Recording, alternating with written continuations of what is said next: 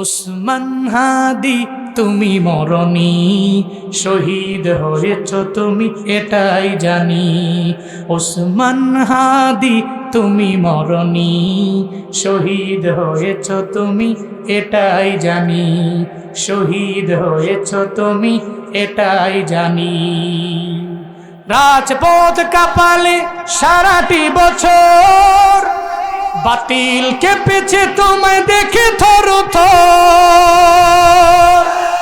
রাজপথ কাঁপালে সারাটি বছর, জালিম কেঁপেছে তোমায় দেখে থরথর। তুমি তো হলে সবার নয়নমণি, শহীদ হয়েছ তুমি এটাই জানি। উসমান হাদি তুমি মরণি, শহীদ হয়েছ তুমি এটাই জানি। শহীদ হয়েছ তুমি এটাই জানি। দেখা তো হবে না আর এই ভুবনে, দেখা হবে জান্নাতি ফুল বাগানে। দেখা তো হবে না আর এই ভুবনে, দেখা হবে জান্নাতি ফুল বাগানে। এই আশা কবুল করো আল্লাহ তুমি, শহীদ হয়েছ তুমি এটাই জানি। উসমান হাদি তুমি মরণি, শহীদ হয়েছ তুমি এটাই জানি। শহীদ হয়েছ তুমি এটাই জানি। শহীদ হয়েছ তুমি এটাই জানি। যারা ইবাদুর রহমান হবে এরা অন্যায় ভাবে কাউকে মারে না, এরা অন্যায় ভাবে কাউকে হত্যা করে না, এরা অন্যায় ভাবে কাউকে কতল করে না, অন্যায় ভাবে কারো মাথার মধ্যে গুলি চালায় না, অন্যায় ভাবে কারো কাউকে মারার জন্য এরা ফোন দিয়ে আটে না। তাইলে যারা হাজার হাজার ছাত্রদের গুলি করে করে মেরে ফেললো, যারা জিন্দানখানায় ঢুকাইল, যারা মেরে ফেলল, এরা জীবনেও কোনোদিন রহমানের খাঁটি বান্দা হতে পারে না। এটা চড়ুই পাখিরে মারার জন্য আমার নবী নিষেধ করলেন। এটা চড়ুই পাখিরে অন্যায় ভাবে মাইরো না রে উম্মতেরা। কারণ এই চড়ুই পাখিরে অন্যায় ভাবে মারলে হাসরের ময়দানে চড়ুই পাখি জান্নাতে যাওয়ার আগে দাঁড়ায় যাবে। চড়ুই পাখি বলবে, আল্লাহ গো, আমি তো বৈশা ছিলাম একটা জায়গায়, সে আমারে খাওয়ার জন্য মারে নাই, সে আমারে চেক করার জন্য তার সঙ্গে বন্ধু ছিল, হাতের মধ্যে গুলাইলও ছিল, গুলাইলের মধ্যে মার্বেলও ছিল, চেক করার জন্য বন্ধু বন্ধুরে কয়, দেখে না আমার হাতটা কি পরিমাণে সই, সঙ্গে সঙ্গে মারলো, আমি চড়ুই পাখিরে মেরে ফেললো, আমি আমার সন্তানটারে হারাইয়া দুনিয়া থেকে বিদায় নিয়ে চইলা গেলাম। আল্লাহ গো, আমি চড়ুইরে যে মারলো খাওয়ার জন্য মানে নাই, আমার দেখানোর জন্য যায় নাই। ও দয়ার আল্লাহ, এখন বলেন না এই বান্দার কি হিসাব হবে? আগে আমার জানের হিসাব দিতে কন, এরপরে জান্নাতে যাইবার কন। একটা চড়ুই পাখির বেলায় যদি হয় এই বিচার, মনে রাখিও দুনিয়াদারেরা যদি এরা চালাকি করে, ওসমান হাদির যারা যারা মারল, ওসমান হাদিকে যারা গুলি করলো, দুনিয়াদারেরা চালাকি করে বাংলাদেশ থেকে ভারত পাঠাইতে পারে, দুনিয়াদারেরা বিচার না করতে পারে, দুনিয়াদারেরা আদালত কায়েম করতে না পারে, ইনসাফ কায়েম করতে না পারে। আল্লাহর দরবারে বিচার দিলাম, ও আল্লাহ, দুনিয়াতে যদিও বিচারেরা না করে, হাসরের ময়দানে জবাবদিহিতার কাঠগড়ায় দাঁড় করায় তুমি আমাদেরও দেখাইও। হাতির বিচারকদের বিচার, হাতির যে যারা অন্যায় করে মারল, এই সমস্ত অপরাধীদের তুমি বিচার করবা, তোমার জবাবদিহিতার কাঠগড়ায় তুমি দাঁড় করাইবা। চিল্লায় জোরে পড়ে না আমি। আল্লাহ পাক বলেন, দুনিয়াতে যত মানুষ আছে সব আমি আল্লাহর বানানো, এরা সব আমি আল্লাহর মাখলুক, আমি আল্লাহ তার খালিক, আমি আল্লাহ তার মালিক, সব হলো আমার বান্দা। তবে বান্দাদের মাঝে কিছু বান্দা আছে আমি রবের খাঁটি বান্দা, আমি রবের আসল বান্দা, আমি রবের মূল বান্দা। এরা এদের গুণ হলো, আল্লাহ পাক সূরা ফুরকানের 63 নম্বর আয়াতের মধ্যে আল্লাহ জানায়া দিলেন, এদের 1 নাম্বার গুণ হলো, জমিনের মধ্যে যখন এরা চলবে জীবনেও কোনোদিন অহংকারের ভাব নিয়ে জমিনের মধ্যে এরা চলবে না। চিল্লা পড়া যাবে কি সুবহানাল্লাহ। আল্লাহ পাক বলেন, 1 নম্বরে যেই বান্দা খাঁটি বান্দা আমার, জীবনেও কোনো দিন এরা তাকাব্বুরির ভাব নিয়ে চলবে না, অহংকার করবে না। কারণ মুমিনের মনের মধ্যে চিন্তা হইল আমার মরণের কোনো গ্যারান্টি আছে নাকি? যে কোনো জায়গায় হতে পারে আমার মরণ। আমি জীবনেও কোনো দিন আমি তাকাব্বুরি করতে পারি না, আমি বাহাদুরি করতে পারি না। যেই জায়গায় মরণের কোনো গ্যারান্টি নাই, ওই জায়গায় তো অহংকার আমার আপনার দ্বারা মানায় না। আমি দাবি করলাম আমি রহমানের খাঁটি গোলাম, কিন্তু আমার কাজে কর্মে ভেসে আসলো অহংকার। তাহলে আমি জুনায়েদ আল হাবিব যত বড় যাই হই না কেন, তাহলে আমি রহমানের খাঁটি গোলাম হতে পারলাম না। কারণ তাকাব্বুরির ভাব নিয়ে যেই বান্দা চলে, ও জীবনেও কোনোদিন রহমানের বান্দাদের গুণে নিজের গুণান্বিত বানাইতে পারে নাই। আল্লাহ কয় যারাই দুনিয়াতে রহমানের খাঁটি বান্দা হবার চায় তারাই তো বিনয় নিয়ে চলবে। তারা বিনয় নিয়ে চলবে, তাওয়াজু নিয়ে চলবে, অহংকারের ভাব নিয়ে চলবে না। সমাজের মধ্যে দেখবেন অনেক ব্যক্তি এমন আছে জমিনের মধ্যে এমনি চলে, এমন ভাব নিয়ে মনে হয় জমিনটারে সে ফাটায় ফেলবে, যেমন জমিনটারে সে ফাঁকা করে ফেলবে, এই জমিনটারে সে মনে হয় ডাবায় ফেলবে। এমন চিন্তা এবং মন মানসিকতা নিয়ে বান্দা সমাজের মধ্যে চলে। আল্লাহ কয় না, ইবাদুর রহমান, জীবনেও কোনো দিন তুমি এই চিন্তাধারা অন্তরের মধ্যে নিয়ে চলবা না। কারণ খাঁটি বান্দা হওয়ার জন্য এক নম্বরে লাগবে বিনয়। ওই বিনয় নিয়ে তুমি আগাও। তাকাব্বুরি নিয়ে যারা আগায় যায় এরা জীবনেও কোনো দিন রহমানের খাঁটি বান্দা হতে পারে না, ঠিক কিনা? খাঁটি বান্দা তাকাব্বুরি করে না। তাকাব্বুরি করলো তো ইবলিস। এ কারণে তো ইবলিসের পুরো জিন্দেগি যত আমল, সব আমল বরবাদ। লাইফে এত আমল করলো, এরপরেও তো ইবলিসের সব আমল বরবাদ হয়ে গেল। কেন হয়ে গেল? আল্লাহ তো এই ব্যাপারে বয়ান করলেন। আল্লাহ বললেন, ও পয়গম্বর, আদেশ দিলাম আদম নবীরে বানাইয়া, হ্যাঁ ইবলিস আদম নবীর পায়ের মধ্যে সিজদা করো। সবাই করলো, ফাসাজাদু ইল্লা ইবলিস, একজন করে নাই, নাম তার ইবলিস। আল্লাহ পাক বলে, কেন করো নাই? মা মানাকা আল্লাহ তাসজুদা ইয আমারতুক, তোমারে কে মানা করলো? কে তোমায় নিষেধ করলো সিজদা দেওয়ার ব্যাপারে? তুমি বলো না। ইবলিস সঙ্গে সঙ্গে জানায়, ও আল্লাহ, আমারে কেউ মানা করে নাই, আমার আকল আমারে মানা করলো, আমার বিবেক আমারে মানা করলো। আমার বিবেক আমারে বলল, এই তুই তো আগুনের তৈরি, একটা মাটির তৈরি মানুষের পায়ের মধ্যে কেমনে তোর কপাল ঠেকাবি? আমার আকল আমারে বাধা দিয়ে দিল। এই জন্য আকলের কথা শুই না আমি আদমের পায়ের মধ্যে সিজদা দিলাম না। এর মানে শিক্ষা আছে, জীবনেও কোনো দিন আকলের কথা শুই না আপনি গুনাহের ধারে কাছে যাবেন না। আপনি যাবেন ডানে, কিন্তু আকল যদি আপনারে বলে তুমি বামে যাও, এই আকল আপনারে জাহান্নামের পথে নিয়ে যাবে। আপনি তো জাহান্নামে যেতে চান না, আপনি তো জান্নাতের পথের প্রতীক হবার চান।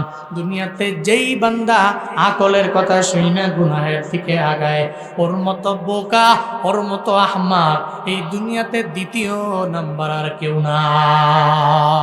ইবলিসের চাইতে বড় ইলিমওয়ালা আমি না, ইবলিসের চাইতে বড় আমলওয়ালা কেউ না।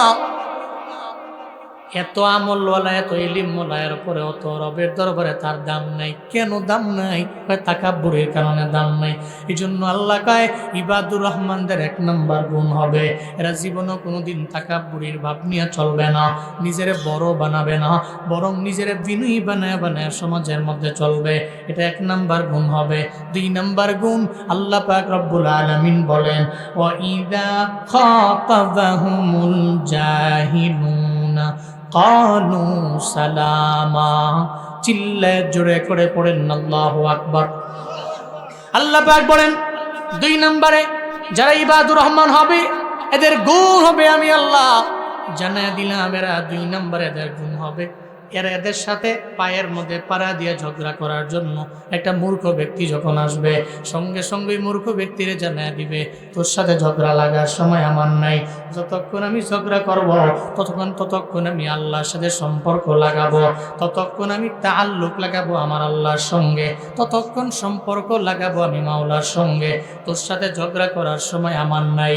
আল্লাহর যারা খাঁটি বান্দা এরা জীবনেও কোনো দিন কারো সাথে ঝগড়া লাগায় সময় নষ্ট করে না। আল্লাহ পাক বলেন যারা আমার খাঁটি গোলাম এরা জীবনও কোনোদিন পায়ে পইরা ঝগড়া করতে আসলেও ঝগড়া করতে চায় না। এক কথায় এরা হিংসার আগুনের জ্বলে পুড়ে সারকার হয়ে যায় না। এরা যতক্ষণ হিংসা করবে ততক্ষণ মালিকের রাজি করার জন্য কাজ করে আগায়।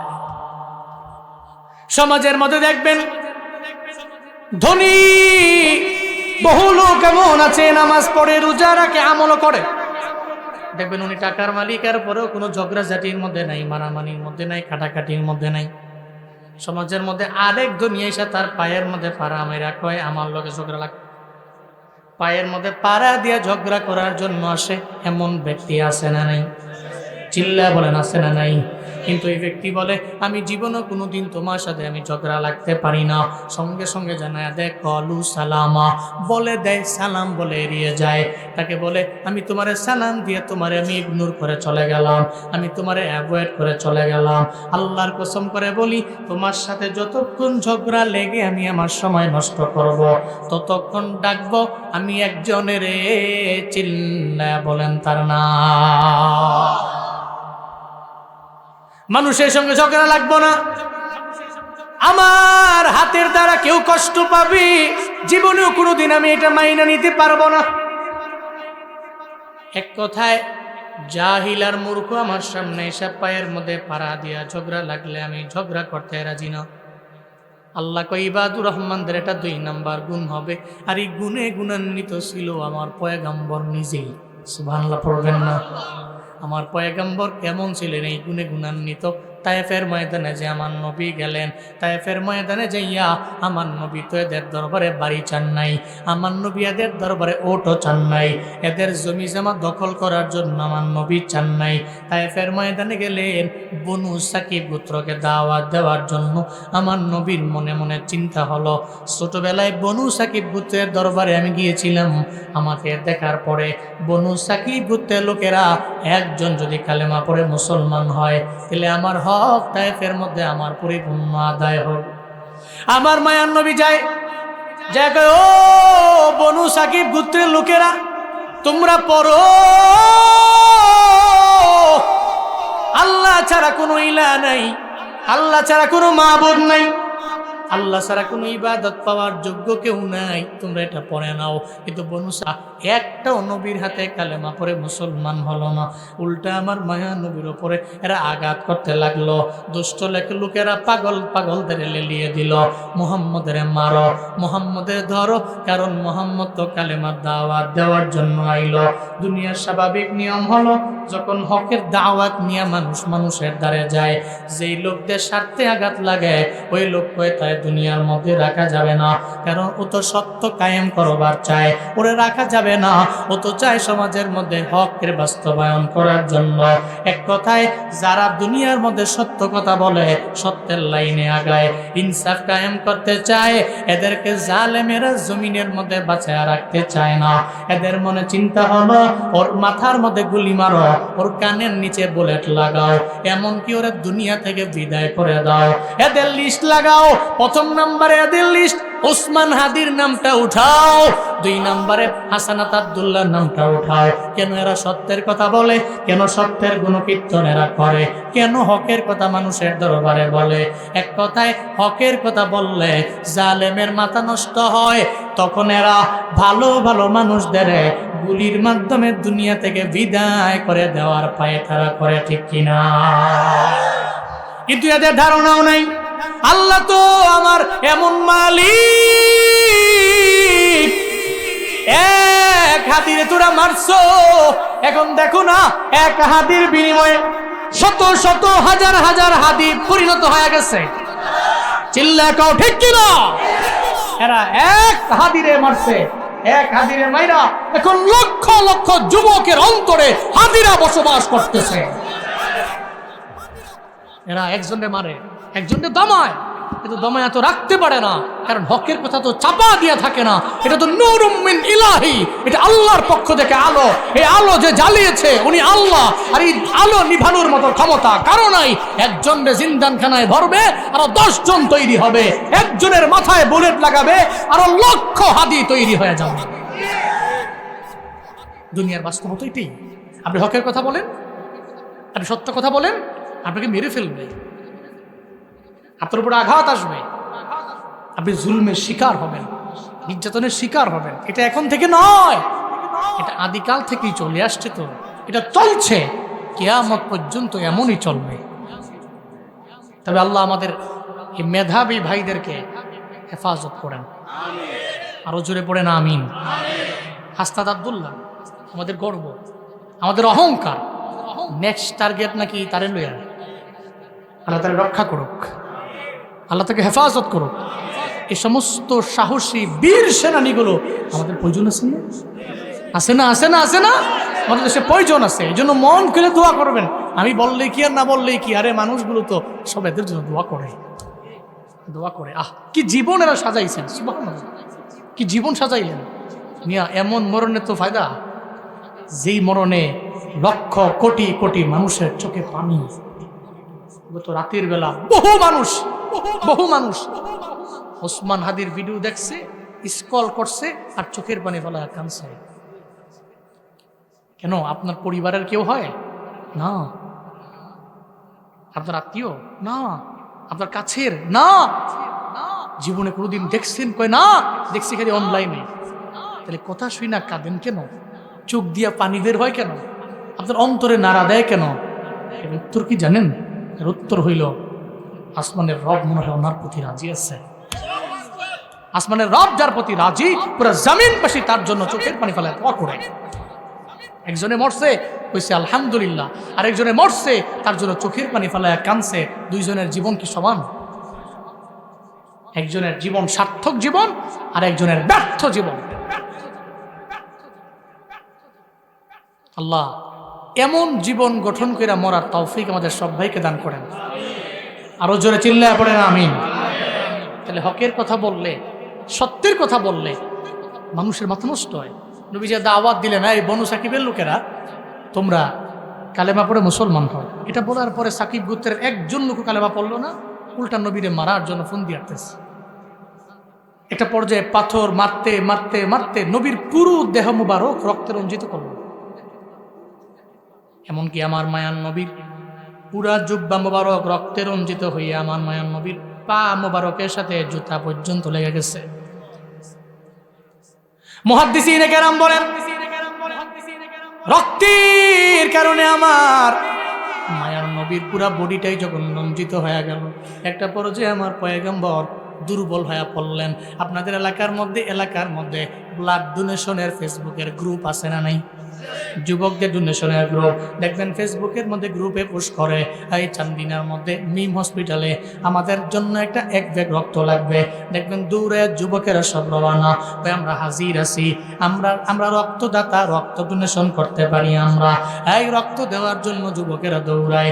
এরপরে 1 ব্যাগ টানে, 2 ব্যাগ টানে, 3 ব্যাগ টানলো। রক্ত টানার পরে যুবকটা অটোমেটিক্যালি দুর্বল হয়ে গেল। ডাক্তারও কয় তুমি বাড়িতে যা ডালিম খাও, অথবা ওই পেশেন্টের কোনো গার্ডিয়ান হাতের মধ্যে হাদিয়া দিয়ে দিল, ওই আঙ্গুর ফল খাও, ডালিম খাও। কেন? ওই কারণ তোমার শরীর থেকে রক্তগুলো বের করে নিয়ে গেলাম। আমার মায়ার নবীরে রক্তগুলো জড়তে জড়তে জড়তে পুরা জুব্বা মুবারক পর্যন্ত ভিজা। আমার মায়ার নবীর পা মুবারকের সঙ্গে রক্ত লেগে গেল। আমার মায়ার নবীর এরা মাইরা এমন আঘাতপ্রাপ্ত আমার নবীরে করলো, একটা পর্যায়ে নবী দুর্বল হয়ে গেলেন। আমার নবী আঙ্গুরের বাগানের মধ্যে গিয়ে বসে রইলেন। এই কুমিল্লার মুসলমানেরা, সবিনগরের মুসলমানেরা, আমায় বলেন না রে বাপ, আমার মায়ার নবীরে যে এরা মারল, আমার আল্লাহ দেখছে কি দেখেন না? আঙ্গুলের বাগানে নবী বসা, আল্লাহ কয় ও জিবরাইল চলো, পাহাড়ের নিয়োজিত ফেরেশতা লইয়া আমার নবীর দরবারে যাও না। আমার নবী চোখের পানি ফেলায় ফেলায় কান্দে আঙ্গুরের বাগানে বৈশা। আমি আল্লাহ জীবনেও কোনোদিন এটা বরদাস্ত করতে পারি না রে জিবরাইল, এটা সহ্য করতে পারি না। আল্লাহ যখন জিবরাইলে পাঠায়া দিল, পাহাড়ের ফেরেশতা লয়া যখন নবীর সামনে এসে হাজির হয়ে গেল, জিবরাইল আমার নবীর সামনে দাঁড়াইয়া আসসালাতু ওয়াসসালামু আলাইকা ইয়া রাসূলুল্লাহ, নবী গো আমি জিবরাইল বরাবরের মতো আপনার দরওয়াজায় হাজির হইলাম। আপনার দেহের এমন কি হালাত, আপনার জুব্বা এমন কেন? কয়ে জিবরাইল আমি তো এদের কোনো বাড়ি দখল করার জন্য আসিনি, আমি কালেমার দাওয়াত নিয়ে আসলাম। এরা মানে নাই, আমারে মাইরা এমন অবস্থা করলো রে, আমার জুব্বার দিকে তাকায় দেখ, আমার জুব্বাটা রক্তে রঞ্জিত হয়ে গেছে। আমার জুতার দিকে দেখ না, আমার জুতার সাথে আমার পা পর্যন্ত লেগে গেছে রে জিবরাইল। জিবরাইলকে নবী এই জন্যই তো আল্লাহ পাক আমারে পাঠাইলো, আমি পাহাড়ের নিয়োজিত দামি এক ফেরেশতাদের লিডার লয়ে আপনার দরওয়াজায় হাজির। ওই ফেরেশতা কয় নবী আসসালাতু ওয়াসসালামু আলাইকা ইয়া রাসূলুল্লাহ। আমার নবী কয় কে তুমি? নবী গো পাহাড়ের নিয়োজিত ফেরেশতাদের লিডার, জীবনে কোনোদিন আপনার সাথে আমার মোলাকাত হয় নাই, জীবনে কোনোদিন আপনার সাথে আমার সাক্ষাৎ হয় নাই, কেন আইসো? কই আল্লাহ পাক আমারে পাঠাইছে। আল্লাহ পাক এই পাহাড়ের সব দায়িত্ব আমার হাতের মধ্যে দিয়ে রাখছে। যদি আপনি একটা বারের জন্য বলতে পারেন, একবারের জন্য যদি বলেন, আমি 2টা পাহাড় বনু সাকিব গোত্রের পুরা গোত্রের উপরে উঠে দিব, এরা একজনও দুনিয়ার মধ্যে বেঁচে থাকবে না, সব দুনিয়া থেকে বিদায় নিয়ে চলে যাবে। আমার মায়ার নবী কইছে, ও ফেরেশতা না না, এরা আমার উম্মত, এরা বুঝে নাই, এরা জাহেল, এরা মূর্খ, আমি নবীর এরা চিনে নাই। আমি তো দুনিয়ার মানুষের মারার জন্য দুনিয়াতে আসি নাই রে, আমি গজব দেওয়ার জন্য, আযাব আল্লাহর পক্ষ থেকে আনার জন্য এই জমিনের মধ্যে আমি আসি নাই রে। আমাকে আল্লাহ এর জন্য পাঠান নাই। আল্লাহ পাক আমারে কেন পাঠাইছে জানো? ওয়ামা আরসালনাকা ইল্লা রাহমাতান লিল আলামিন।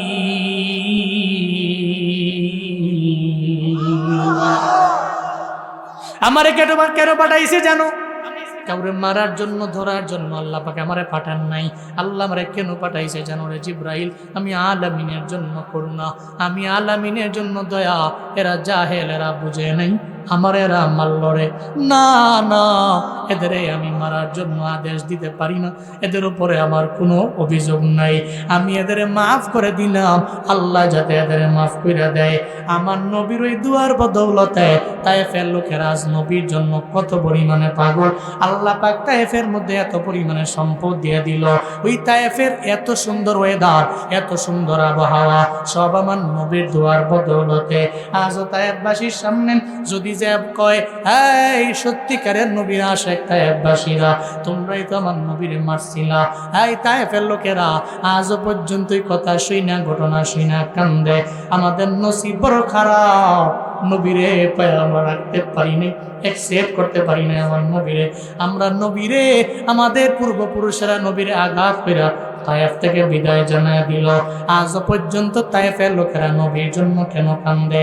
এটা আমার নবীর কারণে হয়েছে। নবী বলেছিল রে জিবরাইল, এরা মূর্খ, এরা বুঝে নাই, আমি নবীরে এরা চিনল না। তবে তায়েফের এমন একটা প্রজন্ম আসবে, এরা আমি নবীর জন্য চোখের পানি ফেলায় কান্না করবে। আজও তায়েফে নবীর জন্য কানলেওয়ালা আছে না না? আল্লাহ পাক বলেন, নবী আমার এই গুণে গুণান্বিত, নবীর উম্মতেরাও হবে এই গুণে গুণান্বিত উম্মতেরাও। একটা পাগল, একটা জাহেল, একটা মূর্খ যদি এদের পায়ের মধ্যে এসে পাড়া দেয়, হাই তুই আমার সাথে ঝগড়া লাগবি, কনু সালামা, সঙ্গে সঙ্গে বলে আসসালামু আলাইকুম, আমার বিদায় দাও। তোমার সাথে ঝগড়া লাগার সময় আমার হাতে নেই, চিল্লায় পড়া যাবে কি সুবহানাল্লাহ। ঝগড়া লাগা যতক্ষণ তোমার সঙ্গে আমি ঝগড়া লাগবো, ততক্ষণ তোমার জন্য রবের দরবারে দোয়া করবো, আল্লাহ তুমি তার হিদায়াত দিয়ে দিও, ততক্ষণ দোয়া করব। আর তোমাকে সালাম বলে আমি তোমাকে ইগনোর করে চলে গেলি, তোমার সাথে আর কোনো কথা কাটাকাটিও হবে না, মারামারিও হবে না, কোনো খুন খারাপিও হবে না। এটা রহমানের খাঁটি বান্দাদের গুণ। আল্লাহ এই গুণে আপনি গুণান্বিত হওয়ার মতো তৌফিক আমাদেরকে দান করুন। চিল্লায় পড়ে না আমিন। তাহলে গুণ গেল কয়টা? 2টা। 1 নম্বরে তারা অহংকার করে না, 2 নম্বরে জাহিল তার পায়ের মধ্যে এসে পাড়া দিয়া ঝগড়া লাগতে আসলে সে কলু সালামা, সালাম দিয়ে এড়িয়ে যায়। ও বলে ঝগড়া করার সময় নাই, যতক্ষণ করব ততক্ষণ আল্লাহরে ডাকবো। 2টা। এবার 3 নম্বর, 64 নম্বর আয়াতে আল্লাহ পাক বলছেন, ওয়াল্লাযীনা ইয়াবিতুনা লিরাব্বিহিম সুজদান ওয়া কিয়ামা। চিল্লে জোরে করে পড়েন আল্লাহু আকবার। আল্লাহ পাক বলেন রহমানের যারা খাঁটি বান্দা এদের 3 নম্বরে গুণ হবে, এটা এদের আসল গুণ হবে, এটা এদের আসল গুণ হবে। কেমন গুণ? এরা সিজদার মধ্যে সময় কাটায়া দিবে, নামাজের সিজদার মধ্যে আল্লাহরে বেশি বেশি ডাকবে, আল্লাহকে রাজি করবে এরা। আবার নামাজের কিয়ামে দাঁড়াইয়া এরা আমার আল্লাহরে ডাকবে বেশি। নামাজের মধ্যে সূরা পড়তে সময় কাটাবে, ইমামের পিছনে যাইয়া নামাজে পড়তে থাকবে মনোযোগ লইয়া। কিন্তু আমরা তো হয়ে গেলাম উল্টা, মসজিদের মধ্যে ঢুকলেই মুনাফিকের মতো আমরা করি, বাজারের মধ্যে গেলে সময় দেই ঠিকই, 2 ঘন্টার জায়গায় 3 ঘন্টা চলে গেল, অসুবিধা নাই। অথচ মসজিদের মধ্যে ইমাম সাহেব দেখছেননি একটা বড় কেরাতের জায়গায় ছোট কেরাতের জায়গায় বড় কেরাত নিয়ে নিছে, তখনই তো মুসল্লির মাথা গরম হয়ে গেছে। মুসল্লি কয় এরকম আছে না? না, তাহলে সাহাবায়ে কেরাম কেমন ছিল, আমরা কেমন হয়ে গেছি? সিজদায় লম্বা সময় সিজদা যারা দেয় এরা রহমানের খাঁটি বান্দা। আবার লম্বা সময় নামাজের কিয়ামে যে দাঁড়ায় এরা রহমানের খাঁটি বান্দা। কিন্তু আমরা তো এটা করি না। বাজারে গিয়া চায়ের দোকানে আড্ডা দিতে দিতে সময় নষ্ট করে ফেলছি, কিন্তু মসজিদে গেলে কতক্ষণ বের হব, মাথা নষ্ট। সাহাবীর দরওয়াজার সামনে গিয়ে আরেক সাহাবী ডাকে, আই সাহাবী বাড়ির মধ্যে আসুনি। না উঠতে গেলে তো মুশকিল, আমি পরে আবার রাগ হয়ে যামগা। না 1-2 জন করে উঠাউঠি করলে পরে জাম্পারে কালার ধরে ডাক দিয়ালাম, পরে বয় আলাম। কারণ আগের মতো আর হুজুর নাই যে চোখ টুক বন্ধ করে ওয়াজ করে গেছি, হবে না। সবার লইয়েই ওয়াজ করতে হইব, উঠন যাইতো না। আর একজন লোক উঠতেন না, স্ট্যান্ডার্ড চাপ দিলে 1 আর 2 নাম্বার কইেন। জোরে কোন মারহাবা, আল্লাহ কবুল করেন, সকলে কোন আমিন। উঠতে গেলে মুশকিল তো, একজনে উঠে আরেকজনে হেজো উঠছে তা আমিও উঠি, এটা করা যাবে না। সাফা দিয়া ধরে বয় লাগবেন। হ্যাঁ, মোস্তাক ফৈজ হুজুরের মতো আওয়ান যাইব বন যাইব, লাগলে হুটালা উডন যাইতো না। মনে করছে অন্য হুজুর, বসেন, আল্লাহ কবুল করেন। তাহলে যারা ইবাদুর রহমান এরা সিজদা আর নামাজের কিয়ামে দাঁড়ায়া লম্বা সময় আল্লাহকে ডাকে। সাহাবীর বাড়ির দরওয়াজার সামনে গিয়া সাহাবী ডাক দেয়, এই সাহাবী বাড়ির মধ্যে আসনি? কয় নাই। কই সাহাবী? গেছে বাজারের মধ্যে। কোন সময় আসবে? কয় একটু দাঁড়ান, একটু পরেই চলে আসবে। সাহাবী আরেকবার গেছে দরওয়াজার সামনে গিয়া দাঁড়ায়া কয়, সাহাবী বাড়ির মধ্যে আসেনি? কয় বাড়ি নাই। গেছে কই? কয় মসজিদের মধ্যে গেছে। কোন সময় আসবে? কয় জানা নাই। কোন সময় আসবে জানা না। কিন্তু আমগো ভাইয়ে যখন বাড়ির মধ্যে থাকে না, ভাইয়ের বন্ধু যখন দরওয়াজার সামনে এসে ডাক দেয়, এই ভাই বাড়ি আসেনি? ভাবিয়ে ঘরের ভিতর থেকে কয় না আপনার ভাই বাড়ি নেই। কই গেছে? কই? কয় বাজারে গেছে। কয় আমগো হেতে বাজারের মধ্যে গেলে কোন সময় আসবে তার জানাও নাই, কোনো ধারণাও নাই। 1 ঘন্টা 1.5 ঘন্টা 2 ঘন্টা আড্ডা মাড্ডা দিয়ে এরপরে আইবনে। এরপরে আবার বন্ধু যা কয়, কই আমার বন্ধু? এবার ভাবিয়ে ঘর থেকে কয়ে গেছে মসজিদের মধ্যে। কয় কোন সময় আসবে? কয়ে দাঁড়ান মসজিদের মধ্যে। আমগো বাড়ির লোকটা যখন যায় মনে হয় আমার আগুন লাগাই দিছে। উনি দৌড়ে চলে আইব, 5 মিনিট পরে দেখবেন আপনার বন্ধুর বাড়ির মধ্যে হাজির হয়ে গেছে। সাহাবায়ে কেরামের নমুনা কি, আমগো নমুনা কি? অথচ আল্লাহ কয় রহমানের খাঁটি বান্দা যারা এরা সিজদার মধ্যে আল্লাহরে রাজি করবে। শুধু তাই না, এরা নামাজের কিয়ামের মধ্যে দাঁড়াইয়া আমার আল্লাহরে বেশি বেশি ডাকবে। এদের চিন্তা হলো সিজদা আর নামাজের কিয়ামে দাঁড়াইয়া আমি রাজি বানাবো আমার আল্লাহরে। এই দুনিয়াতে যারা ওলি হয়ে গেছে এরা সিজদার নামাজের কিয়ামে দাঁড়াইতে ওলি হইছে। ওই পৃথিবীতে এমন কোনো ওলি নাই যে ওলি নামাজের সিজদা ছাড়া ওলি হইছে। আছে? আর যেটা আছে ওটা বন্ধ। ওটা কি? কারণ তাহাজ্জুদের নামাজে সিজদার মধ্যে লম্বা সময় যে দেয় না ও তো রবের কাছের হতে পারে না। রবের কাছের হওয়ার জন্য জরুরি সিজদা, রবের কাছের হওয়ার জন্য জরুরি নামাজের কিয়ামে দাঁড়াইয়া লম্বা সময় দাঁড়াইয়া থাকা। আল্লাহু আকবার। ومن الليل فتهجد به نافلة لك عسى أن يبعثك রাব্বুকা মাকামান মাহমুদা। আল্লাহ পাক বলেন রাতের একাংশে এমন এক তাহাজ্জুদের নামাজ বান্দার জন্য আমি আল্লাহ রাখলাম। এই তাহাজ্জুদের নামাজে বান্দা যখন ওইটা আমি রবের ডাকবে, আমি আল্লাহর যখন দরবারে যখন বান্দা এই তাহাজ্জুদের নামাজ পড়ে কানবে, আশা করা যায় আসা আইয়া বা আশাকা রব্বুকা মাকামাম মাহমুদা, আল্লাহ পাক তারে এমন একটা প্রশংসিত স্থানের মধ্যে আল্লাহ নিয়ে যাবে, অন্য কেউরে আল্লাহ যেই জায়গায় নেয় না। এক কথায় তাহাজ্জুদের নামাজের মাধ্যমে আল্লাহ এমন একটা মাকামের মধ্যে বান্দারে নিয়ে যাবে। ওই বান্দা যখন চোখটা বন্ধ করে আমার আল্লাহর দরবারে দোয়া করবে, আল্লাহ তুমি ওই বান্দাটারে হিদায়াত দিয়ে দেও, আল্লাহ পাক তার কথা সিনে দিয়ে দিবে। যখন বান্দা বলবে ও আমার আল্লাহ তুমি আমার গুনাহ মাফ করো, আল্লাহ মাফ করে দিবে। একটা বান্দার জন্য যখন দোয়া করবে দোয়াটারে আমার আল্লাহ কবুল করে নিবে। তাহাজ্জুদের নামাজ পড়া রবের কাছে যেই বান্দা হয়ে যায় আল্লাহরে ডাকতে দেরি হয়, আল্লাহ পাক বান্দার ডাকে সাড়া দিতে দেরি করে না। চিল্লা পড়বেন কি সুবহানাল্লাহ। আল্লাহ কয় সিজদা নামাজের মাধ্যমে আমি রবের কাছের হয়ে যাও। গজনী সুলতান মাহমুদ গজনবী রাহমাতুল্লাহ আলাই একাধারে একজন আদিল, আবার ছিলেন একজন সমর কুশলী নেতা। এমন দামি এক নেতা ছিলেন, এরপরেও ছিলেন আদিল। নিজের আদিল বানালেন, ইনসাফ কায়েম কানি বানালেন। নেতা হইলে যে জালেম হওয়া লাগে বিষয়টা এমন না।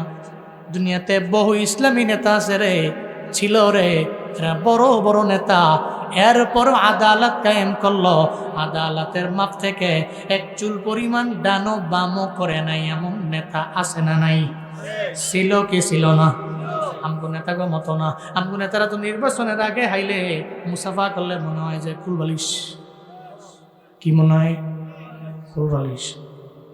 খালি আমার খালি ভোটটা দিয়া খালি নির্বাচিত কর, খালি রাস্তাঘাট একটাও থাকতো না। সব এরাই মেরে এলাম এখানে।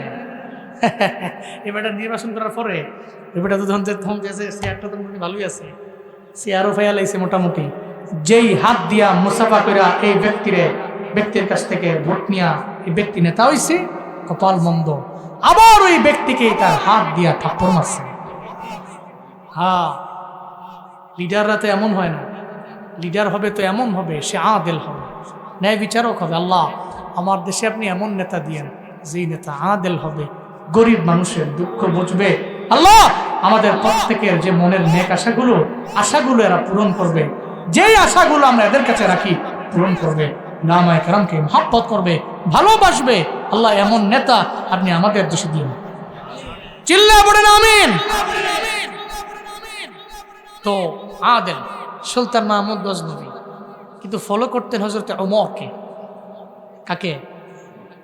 হযরত ওমর রাদিয়াল্লাহু আনহু। উনি তো খলিফাতুল মুসলিমিন ছিলেন, তো ওনাকে ফলো করতেন। সুলতান মাহমুদ গজনবী একদিন ফলো করতে করতে রাতের বেলা তো বের হয়। খলিফাতুল মুসলিমিন ওমর তো রাতের বেলা বের হয়। এই জন্য ফলো করতে যে সুলতান মাহমুদ গজনবী রাতের বেলা বের হয়ে গেলেন। মনোযোগের কান লাগিয়ে শুনবেন রে বাবা, শিক্ষা আছে প্রত্যেকটা বান্দার জন্য। সুলতান মাহমুদ গজনবী বের হলেন, যখন হাঁটতেছে রাতের বেলা, সঙ্গে সঙ্গে 4 জন ব্যক্তির সাথে মোলাকাত হয়ে গেছে। কয়জন? তবে 4 জনই ভালো মানুষ না, 4 জনই চোর। কি 4 জনের সুলতান মাহমুদের দেখছে, চিনে না। হাতের অন্ধকারে সুলতান মাহমুদের কয়, কি চুরি করতে আইছো? সুলতান মাহমুদের দেখে কয়, কি চুরি করতে আইছো? সুলতান মাহমুদ গজনবী কয়, খাইছে রে, 4 জন তো চুরে না, আমার চুরি করতে আইছো। কারণ মানুষ তো এমন, সে আরেকজনকে নিজের মতোই মনে করে। আরবিতে প্রবাদ আছে, আল মারউ ইয়াকিসু আলা নাফসি, নিজে যেমন আরেকজনের মনেও করে তেমন। নেরা চুরি করতে বেরোইস, সুলতান মাহমুদ মানুষের খোঁজখবর নেওয়ার জন্য বেরোইস। এরে দেখে কয়, সুলতান তো কয় না, চুরি করতে আইছো, চিনে নাই। সুলতান মাহমুদ গজনবী কয়, আরে কি কয় না কয়, বলে চুরি করতে আইছে। আরে তোমরা কারা? 4 জন চোর চিনো না, নাম করা চোর এলাকার মধ্যে। আমি চুরি করব কি করব না এটা পরে বলবো, আমি আবার যার যোগ্যতা আছে এগুলোকে চুরি করি। যে চোরের যোগ্যতা নাই এর লোকে চুরি করার সময় তো আমার নাই। কয় তোমাকে যোগ্যতা আছে? যোগ্যতা আছে তো। তো চারজন চোরে বলতে লাগলো আমাকে যোগ্যতা কি জানেন? চারজন চোরে কইতে লাগলো আমাদের চারজনের মধ্যে প্রথম নাম্বার যিনি, তার যোগ্যতা হইল তার কান। কি কান? কান আবার কেমন যোগ্যতা রে? কান যোগ্যতা হইল, আমরা যখন চুরি করতে যাই তো মানুষের বাড়ির সামনে কুকুর কুকুর থাকে, কুকুর যখন ঘেউ ঘেউ করে কি বলে আমি কান দিয়া শুনলে বুঝতে পারি। বাপরে বাপ, কি বিশাল বড় যোগ্যতা। 2 নাম্বার চোর, তোমার কি যোগ্যতা তুমি বলো? 2 নাম্বার চোর কয় আমার যোগ্যতা হইল আমার চোখ। চোখ কেমনে যোগ্যতা? রাতের বেলা এক দেখায় যারা দেখি, দিনের বেলা একবার দেখলেই তারা চিনতে পারি, আমার চোখের যোগ্যতা। অন্ধকারে দেখছি, দিনের আলোতেও চিনতে পারি। বাপরে বাপ, তোমার তো যোগ্যতা বহুত বড়। এই 3 নাম্বার চোর, তোমার কি যোগ্যতা? আমার যোগ্যতা হইল আমার নাকের যোগ্যতা। আমি আমার নাক দিয়া গুডাউনের সামনে যাইয়া গুডাউনের মধ্যে নাক দিয়া যখন টান মারি, সঙ্গে সঙ্গে বলতে পারি গুডাউনের মধ্যে কি আছে। আমি এরপরে চুরি করার জন্য আমার বন্ধুদের বলতে পারি খাইছে রে কি সরসা নাক। তোমার তো আরো বড় যোগ্যতা। এই 4 নাম্বার চোর, তোর কি যোগ্যতা বল? আমার যোগ্যতা হইল আমার হাতের তালকা। হাতের তালকা দিয়ে ঘষা মারলে যত দামি তালা হোক সঙ্গে সঙ্গে তালাটা খুলে যাইব না। বাপরে বাপ, 4 জনের 4 যোগ্যতা। একজনের কানের যোগ্যতা, আর একজনের হাতের তালকার যোগ্যতা, আর একজনের চোখের যোগ্যতা, আর একজনের নাকের যোগ্যতা। একটা পর্যায়ে ওই 4 জন কয় এখন তুমি বলো তোমার যোগ্যতা কি? সুলতান মাহমুদ কয় জীবনে আমি চুরি করছি না, আমার আবার কি এর যোগ্যতা? আবার কি কয় না কয়। আচ্ছা এরপরে কইছে যেহেতু শোনো, আমার যোগ্যতা হলো আমার দাড়ি। কি? আমার দাড়ি। দাড়ি আবার যোগ্যতা কেমনে? কি কয় না কয় দাড়ি আমার যোগ্যতা কেমনে জানো? আমি দাড়ি দিয়া যদি এভাবে করি সঙ্গে সঙ্গে ফাঁসি কার্যকর হয়ে যায়। আর আমি দাড়ি দিয়া ডান কাঁধ থেকে বাম কাঁধের মধ্যে নাড়া মারলে সঙ্গে সঙ্গে যত বড় অপরাধী করো খালাস হয়ে যায়। গাড়ি খাইছি রে, তোমারই দরকার। চুরি করে কোনো ঝামেলা টামেলায় পড়লে তুমি দাঁড়িয়ে দিয়ে খালি ডান কাঁধ থেকে বাম কাঁধে এমনি করবা, অটোমেটিক্যালি বাচ্চা ফিরে। তুমি তোর বড় চোর, চলো। সুলতান মাহমুদ মনে মনে কয়ে যাক পরিচয় গোপন আছে, চলো। এখন চোর কয়জন হইছে? কথা কয় না, কয়জন? 5 জন। চুরি করবা কার বাড়ি? পরামর্শ কর। চুরি তো করলাম, মেম্বারের বাড়ি গেলাম, চেয়ারম্যানের বাড়ি গেলাম, কমিশনারের বাড়ি গেলাম, সবার বাড়ি গেলাম, শেষ সবার বাড়ি। এখন বাকি আছে সুলতান মাহমুদের বাড়ি। আজকে চুরি হবে সুলতান মাহমুদের বাড়ি। সুলতান মাহমুদ কয় চলো, আমি রাজি আছি, তোমরা রাজি থাকলে চলো সুলতানদের চুরি করার জন্য যাব। এবার 5 জনে মিল্লা রওয়ানা। সুলতান মাহমুদের সঙ্গী আছে। 5 জনে মিল্লা যখন সুলতান মাহমুদের দরওয়াজার সামনে গিয়া দাঁড়াইল, একটা কুকুর তো সুলতানের বাড়ির সামনে আছে। এখন তো আমাদের বাড়ির আশেপাশে কুকুর থাকে না, একটা সময় তো এমন ছিল কুকুর থাকতো কি থাকতো না। কুকুর ঘেউ ঘেউ করতো, কুকুর ঘেউ ঘেউ করতো। এরপরে মালিক বুঝতে পারত, কারণ কুকুরও তো পরিপূর্ণ পরিমাণে ওই সময়ে মালিকরে অনেক প্রায়োরিটি দিয়ে দিত। এমন কুকুর ছিল সুলতান মাহমুদের বাড়ি। সুলতান মাহমুদের বাড়ির কুকুরটা ঘেউ ঘেউ করতে লাগলো। এদের মাঝে একজন আছে যার কানের যোগ্যতা। কুকুরের ঘেউ ঘেউ শুনলেই বুঝতে পারে কি বললো। দাঁড়াও, যাইও না, যাইও না, যাইও না। কেন রে? এদিকেও বিপদ আছে, বড় বিপদ। কয় কি বিপদ? এবার 3 জনকে নিয়ে একসাথে কানে কানে কয় মনে হয় আমগো লগে একজন যে আছে উনি সুলতান মাহমুদ। তোমার মাথা মতো ঠিক আছে নাকি? কি কও না কও? সুলতানের মতো লোক বুঝে আমগুলো চুরি করতে হয়েছে? কি কয়ে ধমক দিছে? ধমক দিও না। কুত্তায় কি কইছে জানো? কুকুরে কইছে এই লোকেরা সাবধান, সুলতান মাহমুদ গজনবী তার 4 জন মেহমান নিয়ে যাচ্ছে। কুকুরে তো জানে না 4 জন চোর। কুকুর তো জানে রাত্রেবেলা সুলতানের লয়ে আইছে, এই 4 জন তো চোর মেহমান হইব। সুলতানের লয়ে আইছে যেহেতু মেহমান হল। তো 3 জনরে কইতাছে তোমাকে ফাও ধরি যাইও না। এই 3 জন কইছে বেশি কথা কও, ফাঁকনা কথা। তুমি এতদিন যা কইছো কইছো, এখন আবার কিত্তাইটা কইতাছো। সুলতানের বাড়ি চুরি করবো, একবার চুরি করতে পারলে সারা বছর বয়ে বয়ে খামো। তোমার বাড়ে কমফোর্ট তো না, তোমার দেয়াম। তুমি হুজুর মানুষ, থাও তোমার মতো, তুমি থাও। বেশি কথা কো তুমি, তুমি হুজুর মানুষ, তুমি কে নেতা হইতে? তুমি হুজুর, হুজুর মতো থাকবা, মোল্লার দোর খালি মস্তি। তুমি গরিব থাকবা, মানুষের বাড়ি বাড়ি যাবা, খাবা, তুমি এমনি থাকবা। তুমি সারা জীবন খালি গরিবই থাকো, তুমি তোমার মতো। আর যত নেতৃত্ব, যত কর্তৃত্ব সব দেওয়ার আমিই দিব। যদিও আমি নাম লিখতে গেলে 10 বার কলমটা ভেঙে যায় না।